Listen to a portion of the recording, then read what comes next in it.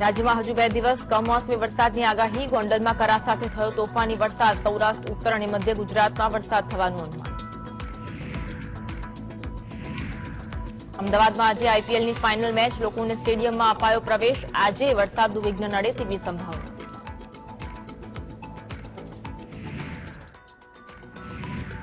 વરસાદના કારણે અમદાવાદના ઓગણજમાં આયોજિત બાગેશ્વર બાબાનો દિવ્ય દરબાર રદ કરાયો. કાલે વટવાના શ્રીરામ મેદાનમાં દરબારનું આયોજન.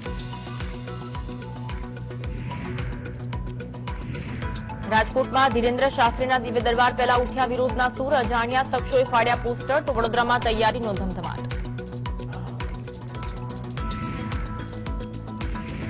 ગાંધીનગરમાં ફરી ટાટ પાસ થયેલા ઉમેદવારોના આંદોલનના મંડાણ. ભરતી પ્રક્રિયા શરૂ કરવા માંગ. સત્યાગ્રહ છાવણીમાં ભેગા થયા ઉમેદવારો.